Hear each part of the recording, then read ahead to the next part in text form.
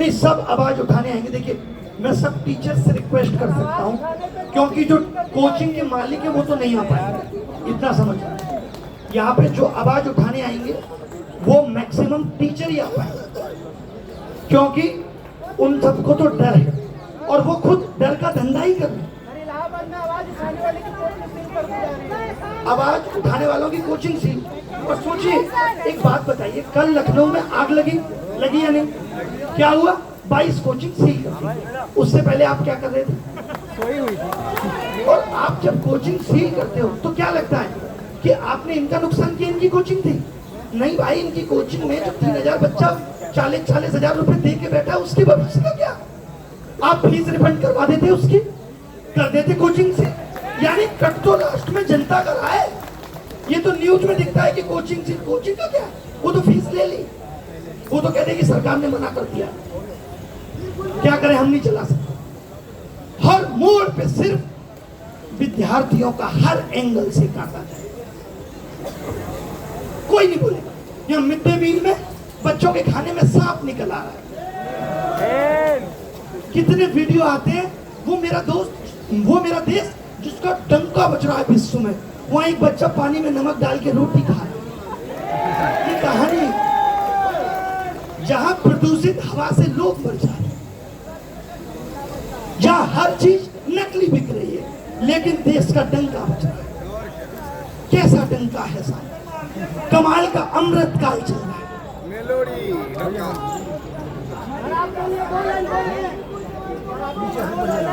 आपको बोलिए, अभी बोल बात।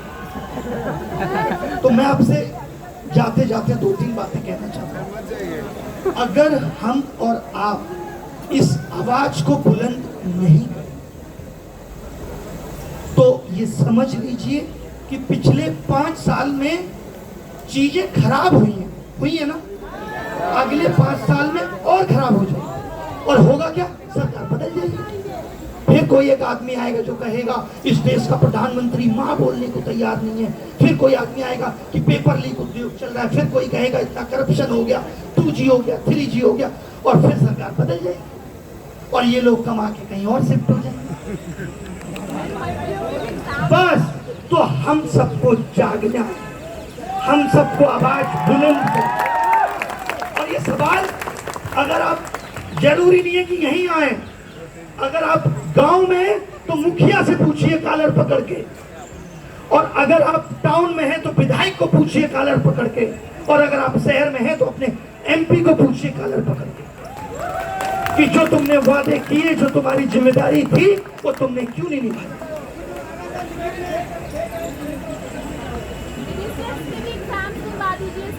क्या कह रही हैं? किसके एग्जाम? वही सोचिए, हर एग्जाम, पहले जो भर्तियां हर साल आती थी, अब वो भर्तियां नहीं आ रही। आप ऐसा कैसे हो सकता है कि कोई रिटायर ना हो रहा हो? ऐसा तो हो नहीं सकता। यानी आप किस दौर से भर्तियां कर रहे हो? आप कर किस दौर से भर्ती आ रहे हो जो हर साल भर्ती नहीं आ रही? चलो मैं तो कहता हूँ भर्ती मत लाओ, आप सही चला लेते। रेल आपसे सही नहीं चल रही, MTA आपसे सही नहीं चल रही, तो चल कोई अपना काम ठीक से कर ही नहीं रहा।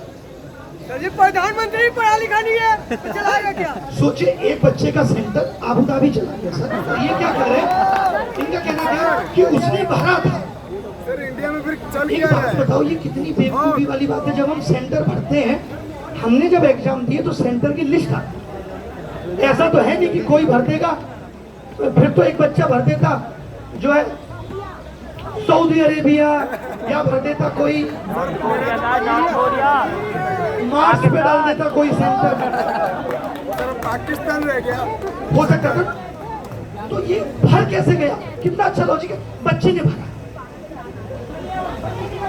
मेरी आंखें भर आई इसमें कि जिस देश का प्रधानमंत्री चांद पे पहुंचने के लिए वाई लूटता है, उस देश में आज भी एम्स के बाहर लोग जमीन पे लेते हैं।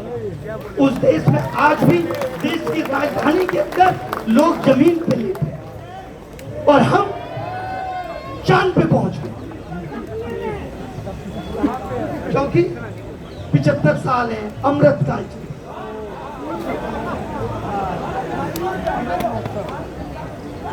अमृत काल सिर्फ एक ही आदमी के लिए,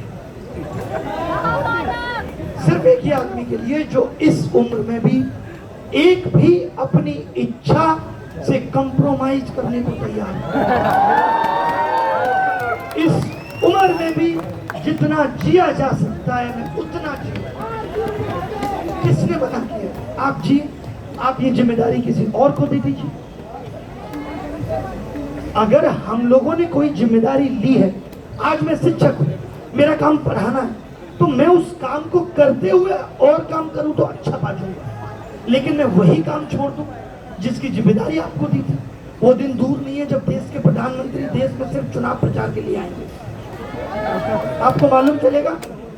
और होता क्या, आप देश के मुद्दों पे आवाज उठाएंगे, आवाज आप पे उठाई जाएगी। आज जब मैं निकल रहा था तो मैंने 4 बार शीशे में देखा, मेरे कपड़े ठीक है, फटी जींस तो नहीं है।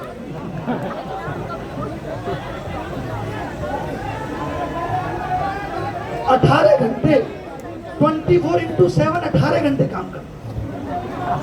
एक बंदे को मैंने लक्षद्वीप के बीच में घूमते हुए देखा, हर मंदिर के दर्शन करते हुए देखा, हर देश की यात्रा करते हुए देखा। ये काम करना है तो इस देश का हर आदमी काम कर रहा है, कोई गोवा में, कोई मनाली, छुट्टी है ही नहीं किसी। आप सबके माध्यम से गुजारिश कि इंसान को भगवान बनाना बंद करें। भगवान बनाने के बाद आप सवाल नहीं पूछ सकते। आज सोचिए, जब मोदी जी मंदिर जाते हैं, आपने देखा होगा सोमनाथ के कैसी झांकी निकल रही थी, नहीं? और लोग एकदम पूरी दर्शक फोटो लटकी हुई है, डमरू वगैरह सब कुछ। भगवान आके कह रहे हैं, यार आप मुझे बता देते, आप स्वयं चले आए। भगवान को है, भगवान कंफ्यूज है कि भगवान कौन है।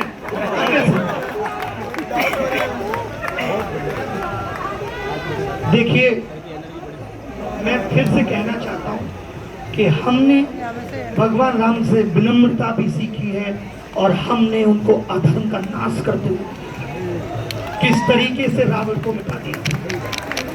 हमने शिव को पार्वती के प्रति प्रेम में होते हुए भी देखा है और उस शिव को हमने तांडव करते हुए देखा। तो ये देश, फिर से कहूंगा, किसी की जागीर नहीं, किसी के बाप की बपौती नहीं। ये देश हम सबका है, इस देश में हम सबका खून है और इस देश को दिशा हम सब भी देंगे। अगर कोई ये सोचता है कि इस देश पे जो चाहेगा उस तरीके का राज कर लेगा तो वो अपनी